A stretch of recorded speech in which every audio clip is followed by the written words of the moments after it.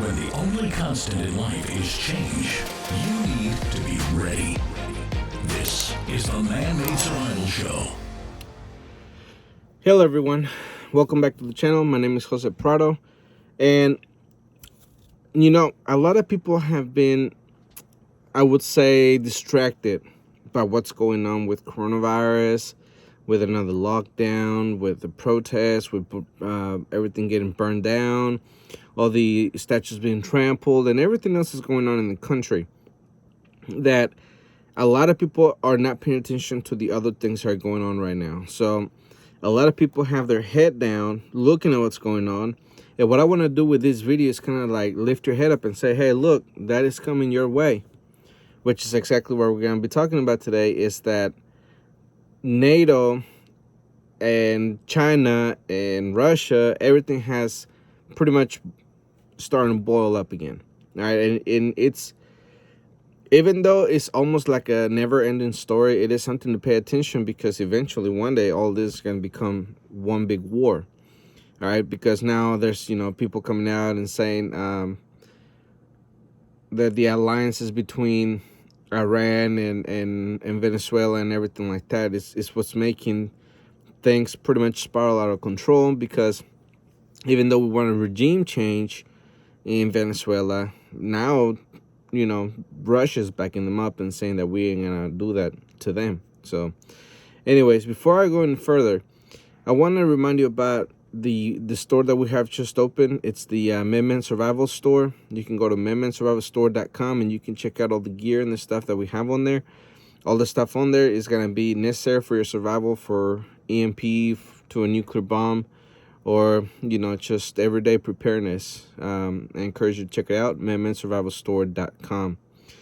All right, so a lot of people have come out and say this week, if we go to war against China and Russia, what can you really do, right? What can you really prepare for an invasion of a very powerful army? And not just that, but two, what are we going to see in this country if we ever was to be invaded and we were pretty much hosting foreign countries' armies in our United States of America?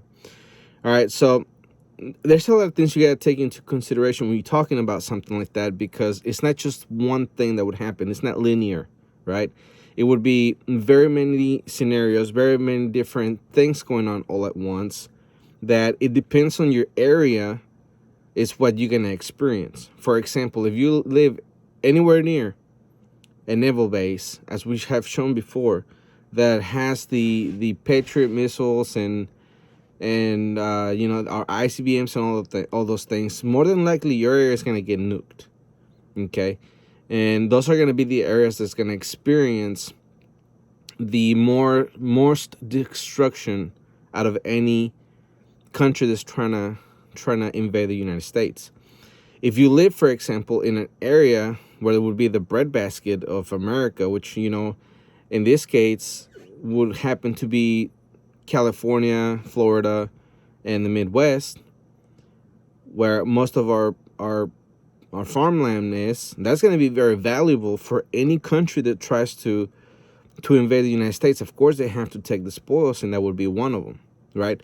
So those areas more than likely will see less destruction as far as bombing goes. The Russians and Chinese, they're not going to want to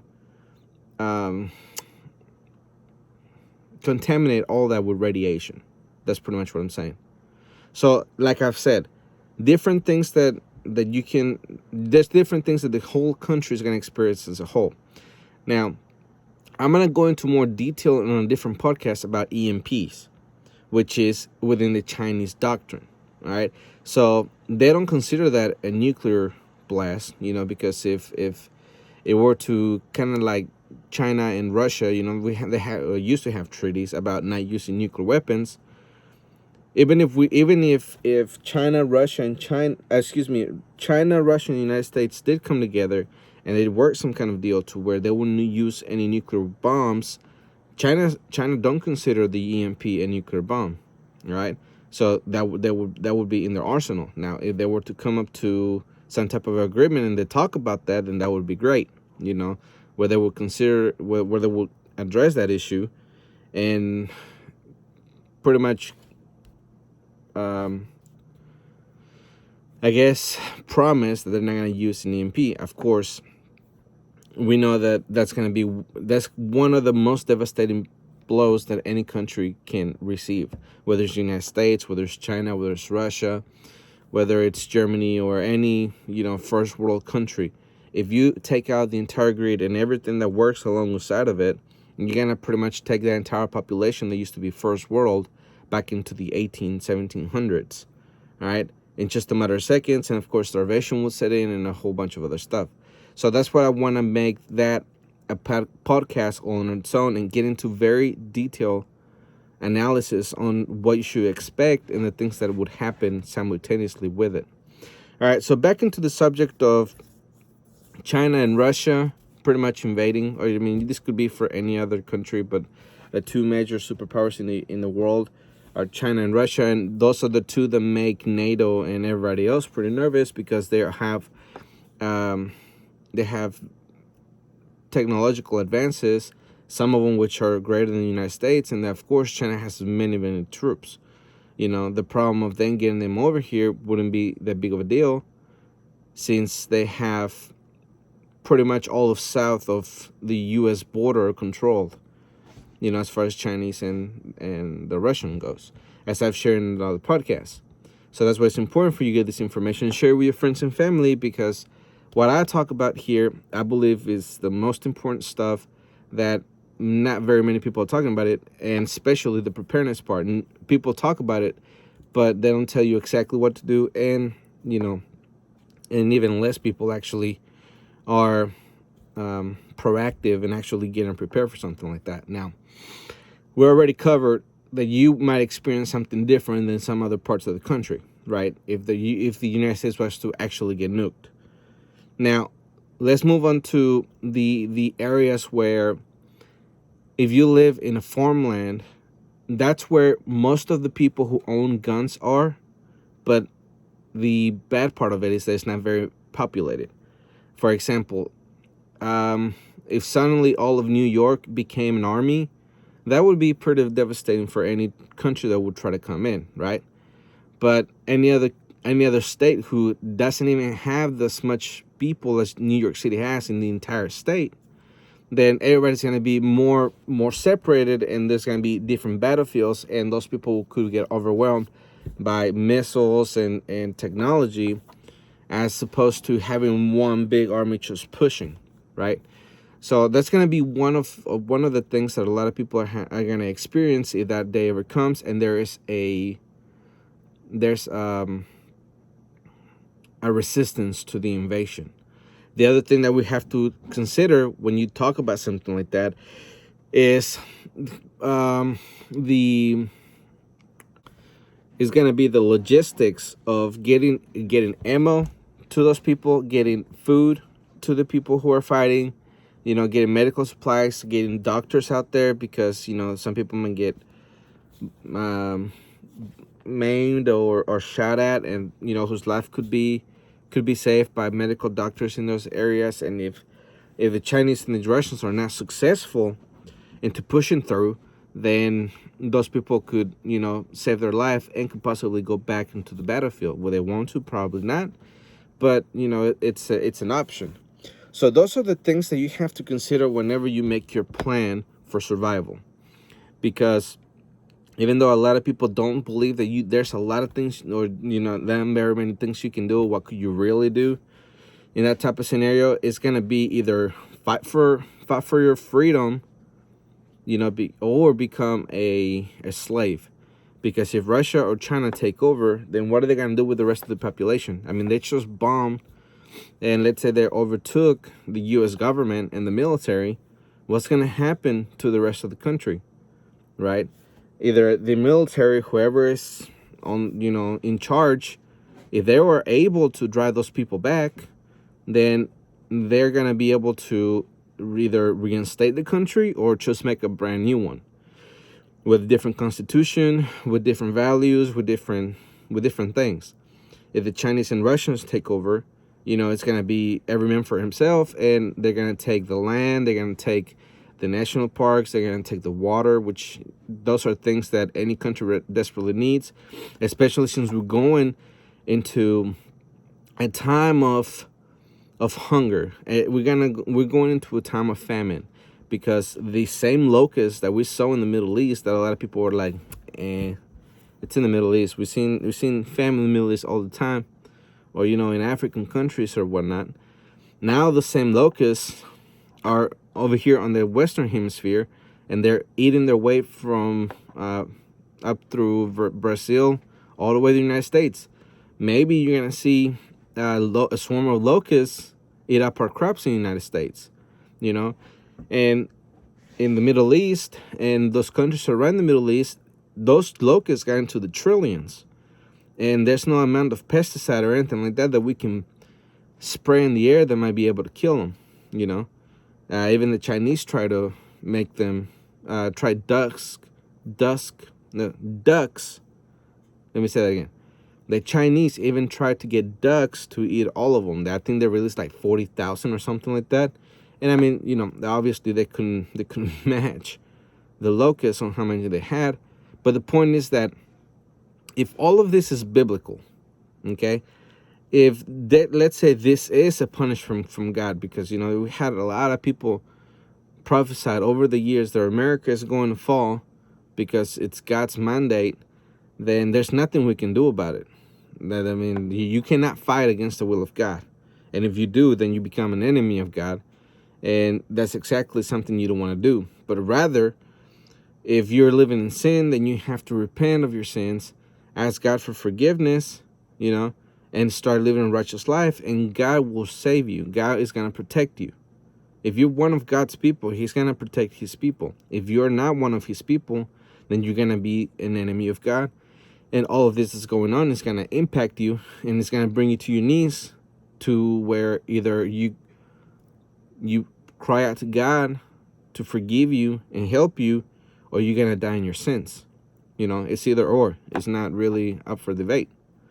Like I said, all of this is all up to God. So if this is something that God is unleashing upon the United States, and not just the United States, but the entire world, then repentance should be all throughout the land, which is something we have not seen, but rather the opposite. Or at least as the mainstream media is showing, it seems that the old American has been toppled, by anarchists, by the Supreme Court in a lot of measures, by different other things that God doesn't like, and overall will not make, or it doesn't reflect the old America that maybe our parents or grandparents knew one time.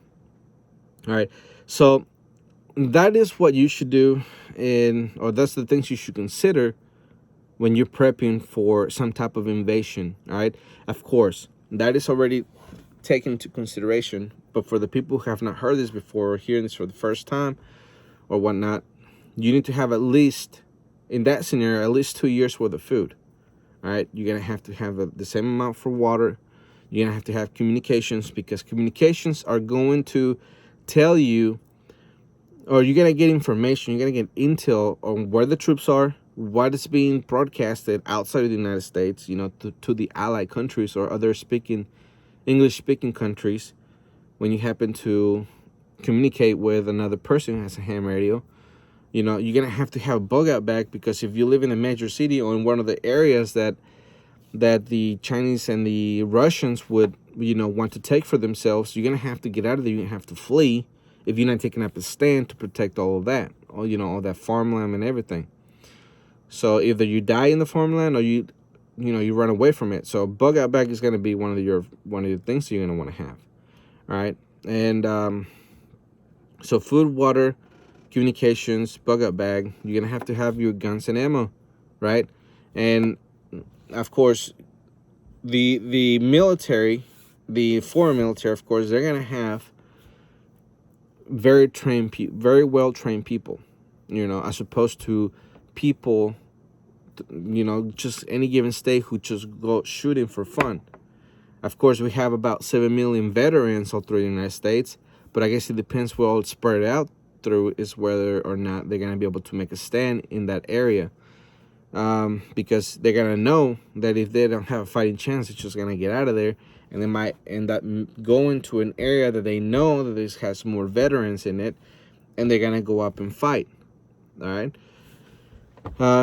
That's one of the things. Now, another thing that you have to consider also is that the United Nations may send blue helmets in the United States either to help Russia and China or to fight against them. So you don't want to get caught in the middle of that fight if that's a fight. And also NATO forces. That's if NATO has not been crippled somehow, because I don't believe that Russia and China would make a move unless they knew that NATO was no more. All right. And that's something that we're going to be talking about today, is how NATO is kind of like gearing up to go against Russia and China. So those are a lot of things you have to consider. Food, water, communications, escape plan, defense. All right, those just right off the bat. All right, you can add your bug out your bug out vehicle, which is going to be the vehicle that's going to get you out of here or out of the area that's under fire as fast as possible. And the last thing is that if you don't flee the United States, you're going to be under new rule, whether it's a new rule established by the U.S. military, whether or not they establish a new government, or they go back to the old constitution, which would be old at that point, or you're going to be under Chinese/Russian rule, depending on how they slice the country. If they do that, and their allies, because they're allied with Iran, all throughout South America, they're going to want to take up the spoils. So that is something that you have to consider. Now, if you have to flee the United States, all right, where would you go? I wouldn't suggest going anywhere down south, because there has been, for one, there's a lot of cartel anywhere down south, right? And there's a lot of sentiment against the United States, especially because of Trump and, all the things that has been said in the media. Trump is going to be an enemy, so any Americans are going to be mistreated very badly. If you go up north, there's chances is that, Trudeau might or might not help you out. I mean, depending, because since they're our next door ally, are they going to be with us or against us when the war breaks out? Something we don't know.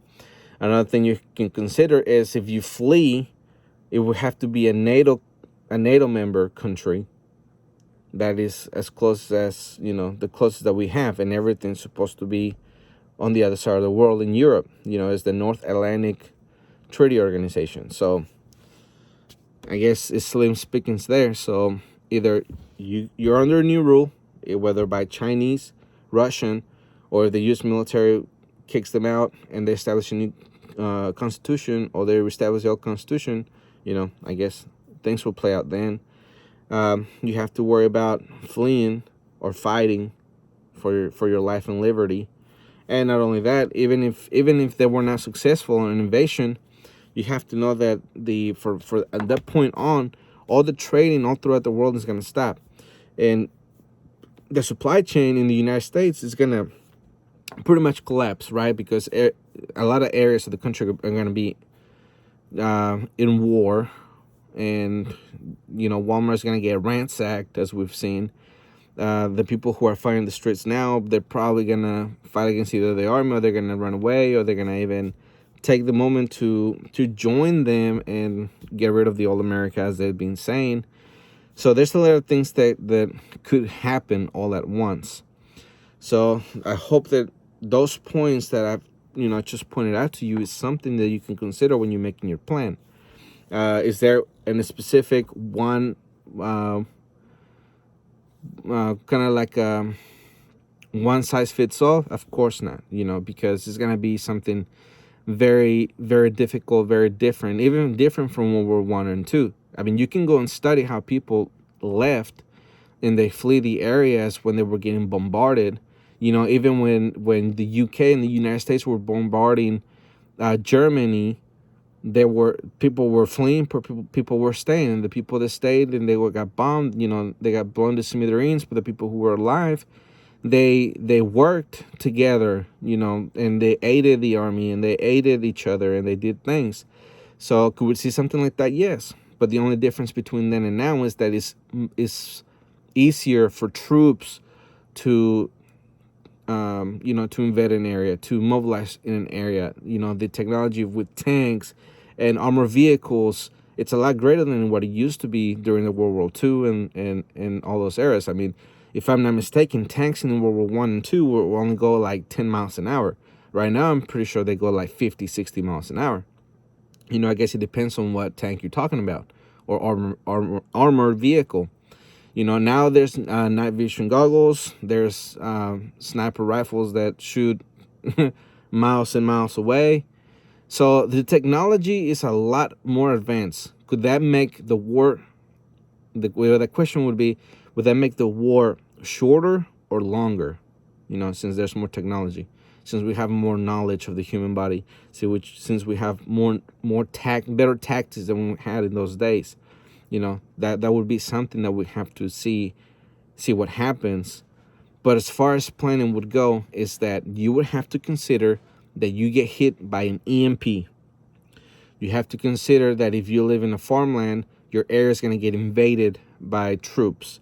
If you live anywhere near a nuclear power plant, you should get out of there because they're going to go into meltdown. All right. If you live anywhere near any type of base that has any ICBMs or anything like that, your area is going to get nuked. So there's a lot of different things that you have to consider. It all depends where you are in the country. Could you go ahead and get a cabin up north, whether it's Canada or Alaska? You could do that. I mean, you can flee to the deepest parts of Alaska, sure, but you're gonna have to, for one, be able to get there. You have to be there before the war breaks out, and of course, they're not gonna announce it. It would be a surprise attack, so that could be out of the question. Even if you do make it to Alaska, you have to consider that Russia is going to invade because it's pretty much right there. If I'm not mistaken, the Alaska and Russia are separated by just a few miles. Not very much. So Russia would invade that real quick since they want it back. They've wanted it back since the day they sold it to the United States. So that is what you should consider when you hear people say, I mean, there's nothing you can really do if we get invaded. There's a lot of things you can do. It's just what you're willing to do for those things, right?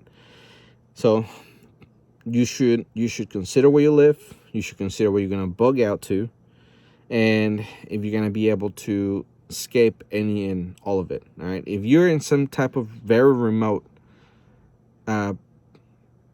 mountain, you could get away with it. I mean, it depends how busy the troops would be, or how hot the war would be within the United States, whether they would bother to go up there and get you and your family or not.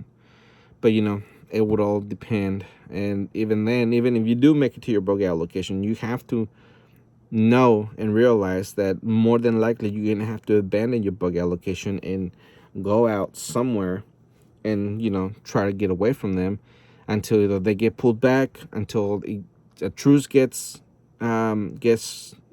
said, or something like that happens. All right. So if you ever hear anybody said that there's nothing you can do for an invasion, or if there's troops in the United States, just know that yes, there's a lot of things you can do. All right. So I want to go ahead and get into the articles that I have for you, because I've talked already for 24 minutes. And of course, I hope that everything I said didn't sound like a rant, but it's actually, it's a teachable moment on the things that you have to consider, because all this is going to be chaotic. You cannot pinpoint to one exact thing that's going to happen. It all depends on the area that you live, as I've stated, over and over. The first headline that I have for you is this: NATO 2030. How to make a bad idea worse. This from strategicculture.org. In a June 8th online event co-sponsored by the Atlantic Council, NATO Secretary General Jens Stoltenberg announced the launch of a planning project reform NATO called NATO 2030. Stoltenberg told his audience that in order to deal with the Russia and China strategic partnership, which is transforming for the global balance of power, Quote, we must resist temptation of national solutions, and we must live up to our values, freedom, democracy, and the rule of law. To do this, we must stay strong militarily, be more united politically, and take a broader approach globally, end quote. In the mind of Stoltenberg, this makes expanding NATO's membership into the Pacific with a high priority on the absorption of Australia, New Zealand, Japan, and South Korea into NATO's dysfunctional family. Analyzing China's intentions through the most Hobbesian dark age lens on the market, Stoltenberg stated, quote, they are investing heavily in modern military capabilities, including missiles that can reach all NATO allied countries. They are coming closer to us in cyberspace. We see them in the Arctic, in Africa, and they are working more and more together with Russia. All right, so what does that mean? You know, he's pretty much saying that they should expand NATO, make it bigger. And what are the countries that he wants to include is Japan, New Zealand, Australia, South Korea. All right. If you remember when I made a podcast about this subject, you know, in the previous videos or whatever, Japan and other countries, other allied countries which are not necessarily within NATO, they were telling the United States that they were not going to host their missiles that could easily be pointed towards China. All right, so if NATO is talking about absorbing Australia, Japan, South Korea, you know, the countries that pretty much said, no, you're not putting any missiles here. If they get into NATO, then the United States is going to have the authority to pull missiles within those countries because they're in NATO allies, you know, and they're going to contribute to NATO and they're going to be protected by NATO. That now the United States is going to have the foothold to where they can put missiles there and threaten China and Russia whenever, you know, they feel the United States or NATO feels threatened. Because we know that the United States' most powerful tool, besides the nuclear weapons, is the sanctions. All right. And one of the things that I was thinking about when I made the previous video to this one is that if China is successful on becoming the world's reserve currency, then the tables are going to turn on the United States. The most powerful weapon against us is going to be sanctions from China, from Russia, from whoever it's allied with China. All right. Is that a day that we want to see? No, we don't. Because we know that from Venezuela, that what made Venezuela worse than what it actually was is all the sanctions the United States put on them. And on Iran and all other countries that the United States, you know, would consider rogue nations. Okay, now Iran and Venezuela are helping each other, but the United States doesn't really like that because, you know, they're going around the sanctions and all of that. Like I said, if they turn the tables and now the yuan since it's going to be backed by gold and everybody else is around it, supporting it, and it becomes the world reserve currency. Because, you know, it's worth something compared to the United States dollar, which is, you know, printed and devalued even more. And if we hit a recession or, you know, a worse economic depression that we're experiencing now, then everybody's going to try to pull out of the United States, get their assets out of the United States, get their money, exchange it for the currency that they live in or they're moving to, which, you know, could fall into China's lap. So we have to be very careful with that. All right. So the next article says this: F-35 stealth jets elephant walk in Japan amid rising Sino-U.S. trade tensions. This from SearHedge. On the same day, White House Trade Advisor Peter Navarro told Fox News that trade deal with China is over. A massive show of force likely directed at China took place Monday at the Japanese airbase involving stealth fighter jets. Navarro's comments suggest that the Phase 1 trade deal is in trouble. It also signals tensions are rising between both countries over the origins of COVID-19 and China's assertion of power over Hong Kong. At the moment, China is lagging significantly behind Phase 1 targets it promised, and as we've noticed, Chinese buyers ditch U.S. markets for Brazil ones. Now it's time to say, if around the time Navarro made the comments that the fleet of warplanes conducting an elephant walk at the Misawa base in Japan was connected, but it certainly implies tensions are heating up. Okay, so just to comment on that real quick, is what happened is that, all throughout last year and the year before, and maybe even the year before that, we had a very tense trade deal with, the United States and China did. And out of that, a lot of speculation about war breaking out, China looking somewhere else. All the tariffs and everything that Trump was putting on them was pretty hard on them. So pretty much at the end of last year, they pretty much, said, okay, we'll go with this. We promise that we're going to buy this much from American agriculture. And then bam, the pandemic happened, COVID-19 happened. So now that we're so deep into it, and since we're blaming China about this and that and everything that's going on politically, pretty much China gave us the middle finger, and instead of buying from us or from the American agriculture and farmers, they went to Brazil.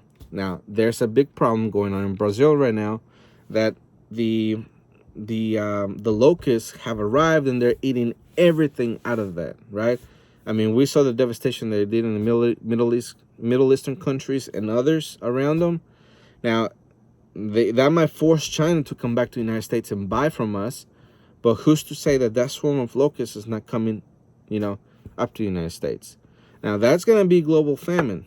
If the other side of the world is already having a lot of trouble because all their crops were eaten, which already, hurt trade between all countries, because now they're hoarding their own food. They don't want to export because they believe that their own people are going to go hungry.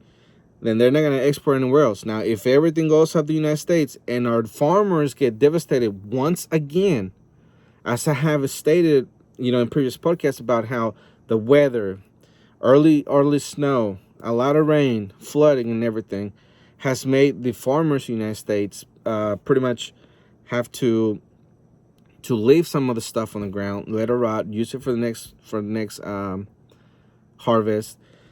And then COVID-19 came along, no workers at the farms.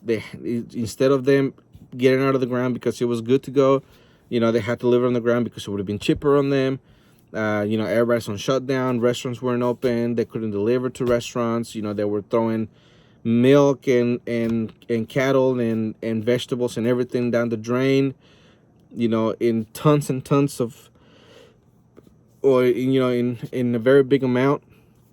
And now now that we're growing food again for next year's harvest, now the locusts come up the South America into North America, and they eat our crops, then we're gonna see a lot of devastation in the food industry, right? Or at least in the food supply chain. If you think Walmart and all the other places are having trouble now, just wait until that happens. If that happens, let's hope and pray it doesn't happen. But if it does happen, then you must be prepared. Like I've said, it's one thing after another. 2020 has really taught us that it's wise to be prepared. Because if those things happen, even though it's going to be devastating, it's going to change your way of life, you will not be scrambling to find something to eat for your family, because you're going to have it ready at your home. All you have to do is protect it, not just from other people, but probably from the government too. All right, so let's go. The next article goes on to say this. As 3 U.S. carriers patrol Western Pacific, Chinese analysts warn U.S.-China stumbling towards war. This from SearHedge. No less than 2 new separate reports in the South China Morning Post are warning of a coming U.S.-China military conflict, saying the prospect is now higher than ever, given that amid a rising number of naval incidents, including a recent near-collision incident, communications channels used for the confliction have fallen silent. Sharp decline in communications is also regarded to the military hotline between the Chinese and Taiwan defense ministries. Note that the report was released in response to the no less than 3 carriers patrolling the Western Pacific this week, including the USS Ronald Reagan, the USS Theodore Roosevelt, and the USS Nimitz. Needless to say, Beijing and the People's Liberation Army are pissed. On the same day as South China Morning Post highlighted a breakdown in communications, leaving a greater opportunity for Washington and Beijing to stumble into a war via a future mishap in waters off China, the same Hong Kong-based newspaper featured another similarly alarming report. Quote, U.S. President Donald Trump needs China's cooperation on the Phase 1 trade deal or a military conflict to take his chances of winning re-election later this year to over 50%. All right, so again, it's just conflict after conflict. So it's been in the past few years, we have actually had collisions that made some aircraft carriers actually be decommissioned. All right, they have to be taken into the harbor. They had to be fixed up. That's a lot of money that was spent, and then they were back into action. But that almost happened again, and that's been happening for a couple of weeks now. There's stories out there that came out, in the past years that an aircraft carrier was just going all along, and then suddenly all the electronics died in it. Okay, and it kept going and going, and then it slammed into a fishing boat. If my memory serves me right. Now, a lot of people are speculating that more than likely that was an EMP attack on that vessel, which would be something that the United States could not prove. That's why nobody went to war. But some people speculate that maybe some EMP weapons were being tested, and that's how the vessel lost all electronics, all communication, everything. Now, the Chinese boats going silent, not just for the United States, for Taiwan, it implies that there's tensions there, that somebody's getting ready for war. They don't want to talk about it anymore. They just want to go ahead and get it over with. Right? Now, with the other headline that came out of the South China Morning Post that pretty much stated that Trump needs one of two things. Either he needs China to get along, play along to get along with a trade deal and actually honor what they said and buy from the American agriculture, or Trump is probably looking into going to war against China, which is something that we also talked about, or that I've talked about a lot, right? It's either or. That way he can boost his chances to go for re-election. Now, is Donald Trump going to get re-elected? A lot of people who used to believe that he would be, now they're talking that he may not, because a lot of people are very happy with the coronavirus, with the riots, that he's not doing, a lot. That a lot of people who used to think that Trump is going to actually protect them and stuff, now that they believe that they're on their own. So I guess we'll see what happens with that. November is just a few short months away, and it seems right now that either way it goes, whether Trump wins or loses, the country will fall into chaos. If Trump loses, more than likely the Trump supporters and everybody else that supports Trump are going to feel like it was rigged, that they stole it from him, and that they finally had enough, and they're going to go, do their own protest or whatever. If Trump wins, then the other people are going to say that the system is rigged, that, he should have lost, that he stole the election, that somebody, Russia helped him, whatever. And they're going to go back out there and create more chaos, maybe more than what they already done now, or along the same lines. So either way you look at it, November looks like a very, I guess you could say a very turbulent time to say the least. All right, so now I want to go into the next headline, because the next headline says this, which is very important. U.S. sends powerful message to Iran. Venezuela as warships sails near Caracas. This is from almasdarnews.com. I'm going to spell it out for you. It's ALMASDAR news.com. The U.S. Naval Command in the southern region announced on Wednesday that a warship belonging to it sailed near the Venezuela coast, hours after Iran tanker was docked in the port of Caracas. The Southern Naval Command indicated that U.S. Navy ships conducted the operation in international waters outside Venezuela's 12 nautical miles territorial jurisdiction. All right, so just real quick, why is that important? Because pretty much, like I was talking about earlier about the sanctions, since Iran and Venezuela are defying the United States on not pretty much going along with them being sanctioned on things, and Venezuela and Iran pretty much say whatever, and they went around it and did it anyways. The United States wants to blockade any ship going through, right? So the Iranians cannot deliver any oil, and the Venezuelans cannot get any. Now, the next thing that I want to talk about, or that I'm going to tell you, it's very, very important. Here it is. Russia vows to back Venezuela in fight against regime change by U.S. This from Newsweek. Russia vowed to support Venezuela in its campaign to counter U.S.-backed regime change after the Pentagon sailed warships nearby in the Caribbean to challenge the Latin American country. On Wednesday, Russian Foreign Minister Sergei Lavrov called Venezuela his country's, quote, reliable friend both in Latin America and international arena as a whole, end quote, during a meeting with Venezuela counterpart George Arreaza in Moscow. Quote, we strongly support your commitment to combating foreign diktat at any attempt at blatant interference in the domestic affairs of sovereign state, opposing any attempts at a forced regime change, end quote, Lavrov said. Now, this is what Trump said. Unlike the radical left, I will always stand against socialism and with the people of Venezuela. My administration has always stood on the side of freedom and liberty and against the oppressive Maduro regime.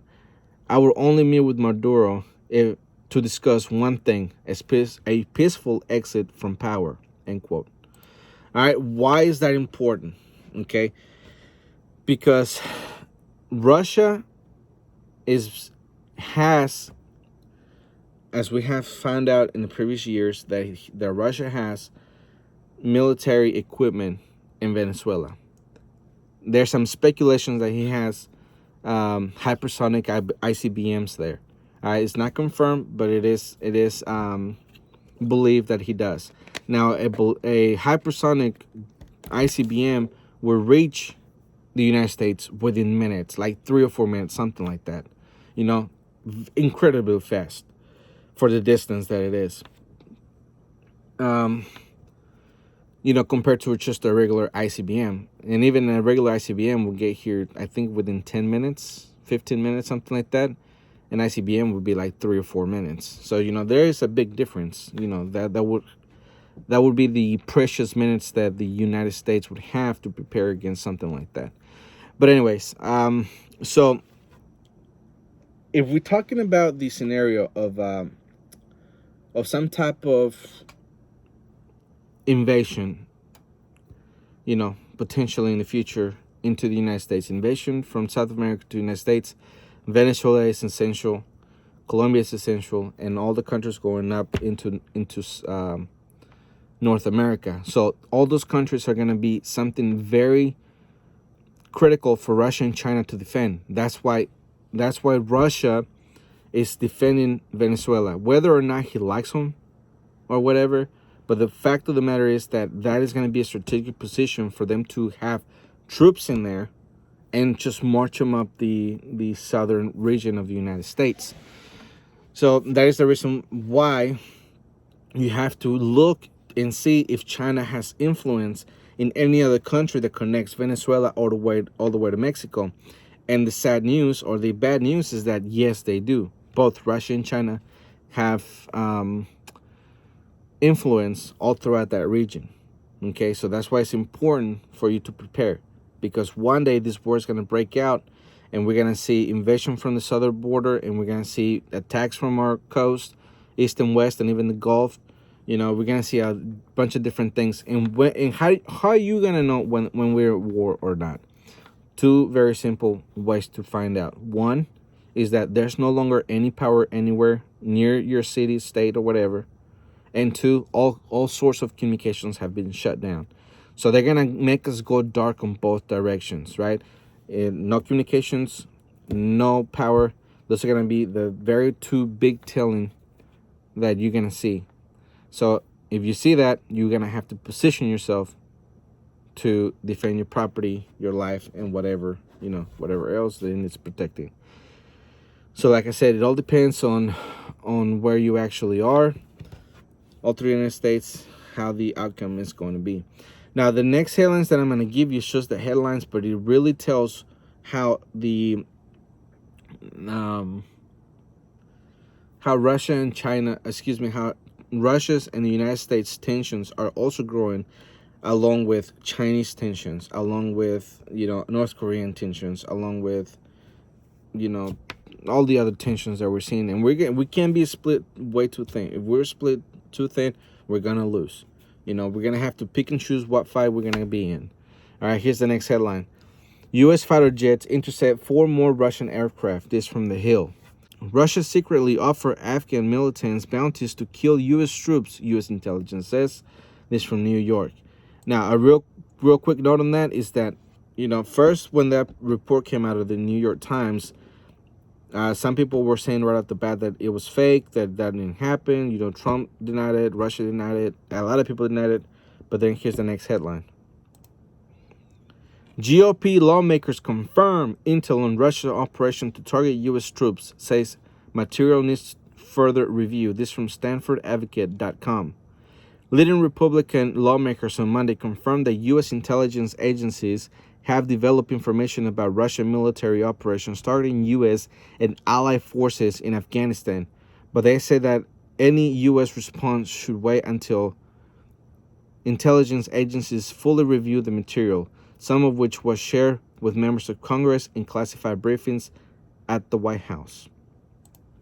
All right, so that one is a very big story, because if it is true that Russia was pretty much, getting people to make war against the United States will see that as an act of war.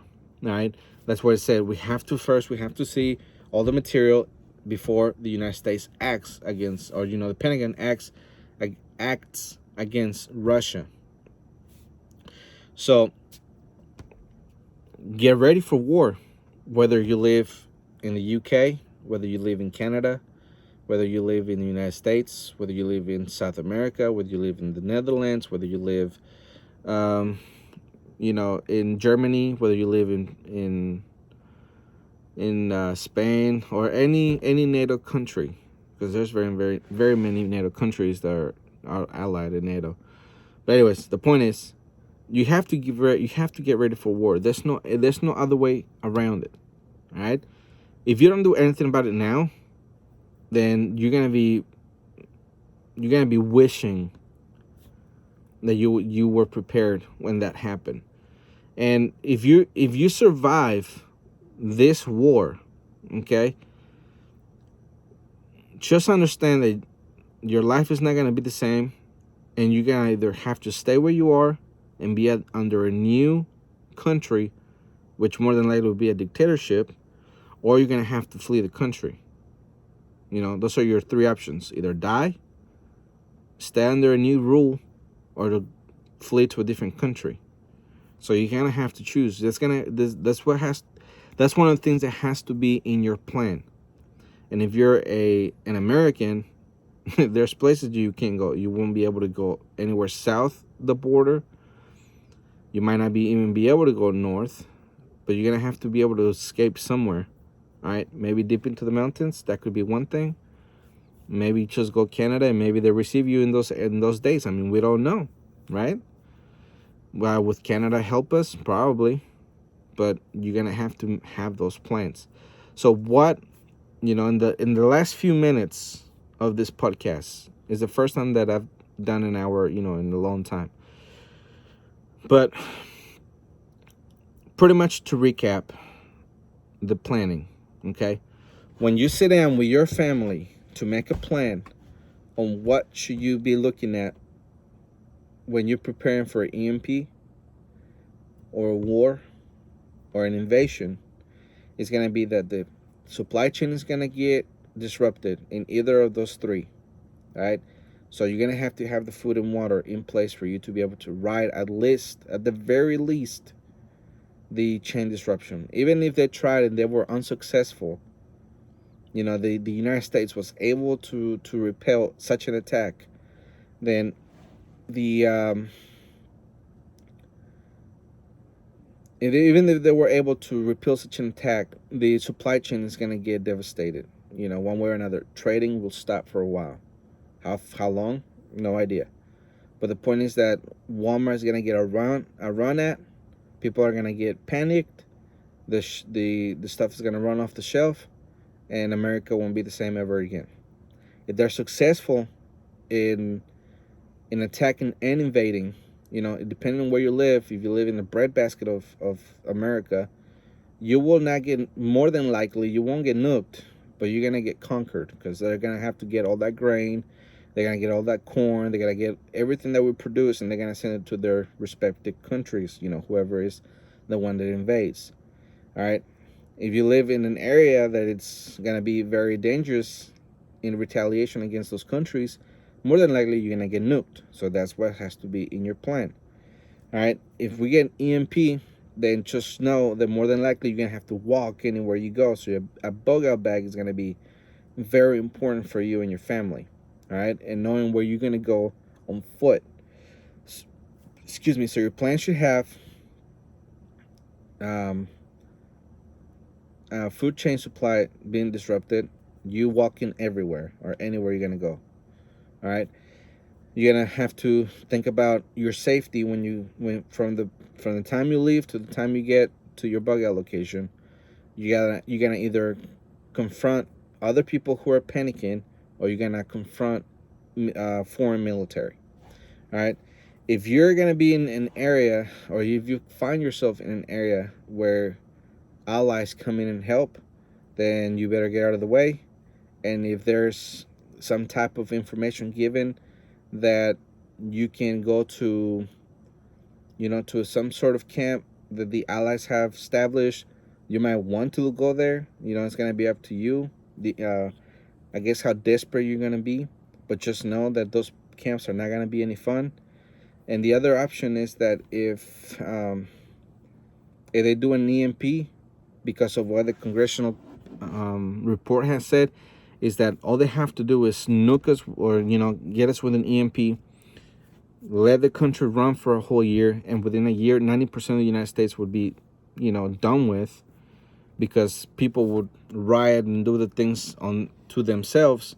That the population will go down, because a lot of people depend on medicines, a lot of people depend on insulin shots, a lot of people depend on some type of medical device. A lot of people who were scheduled for surgery and all those things, they won't be able to get them anymore.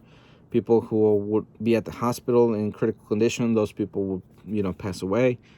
So the population of the country would very drastically drop in just an EMP and nothing else. Even if they just did an EMP and then nothing happened, nobody invaded, there was no war breaking out, everybody was scratching their head wondering what happened, just a whole year for the United States, that would be it, and before people realize that crap had just hit the fan. So hopefully all this information was important to you. Hopefully I didn't, ramble too much and I didn't confuse people. If I did, I'm sorry. Let me know if I did, so I can redo this video and kind of clean it up a little bit. But if not, then please like this video, share this video. Don't forget to share with your friends and family, and encourage you to get my book, Preppers Secrete Cache. You can go to www.prepperssecretcache.com, or you just click the link below. A lot of the stuff that I talk about today, I talk about in this book. For example, all the things that you need in your pantry in order for you to be able to barter, because you're going to have to barter in that type of situation. Okay. And all sorts of other things that you're going to have to do in order for you and your family to survive. So you have to make sure that you have at least some type of, survival skills. Because if you're going to be walking all through the mountains, you're going to have to be able to survive all that. And you have to realize that you will not have any food or water with you, because there's only a very small, limited amount of food and water that you could actually take with you. All right, so I really hope that you pay attention and you do the things that you need to right now in order for you to survive something like it. If you're going to make your last stand where you live, then that's going to be something that you have to prepare with you and your family, and that's where having a group is going to come in handy. And if you hear of militias in your area that are fighting against the enemy and you feel like you should join, then that's going to be something that you want to look into, if there's any militias within your area. All right, but some of the things that you should stock up on is going to be baking soda, beans, beef jerky, canned fruit, canned meats, canned vegetables, cooking oil, dried milk, dried potatoes, dry rice, flour, honey, pancake mix, pasta, quick oats, sugars, and MREs, and other stuff. All right, all those things that I've mentioned, those are easy things to carry in a backpack. That's the ones you see behind me or in my store, which is manmansurvivalstore.com. All those things are going to be essential for your survival. All right, and the more you learn about how to use those items, you're gonna come to realize you need less gear because you have more knowledge. The less the least amount of knowledge that you have, the more gear you're gonna need, and then the more knowledge that you gain, the less gear you're gonna need. But you do need a balance of both. All right. So anyways, again, share this podcast with your friends and family. Please give me a like, subscribe to the channel, and go to the store or order my book. But anyways, we're trying to help people as much as we can, and hopefully this information was important to you, was beneficial to you, and I'll hopefully talk about things that you didn't think about. But anyways, my name is Jose Prado, and remember, always ready.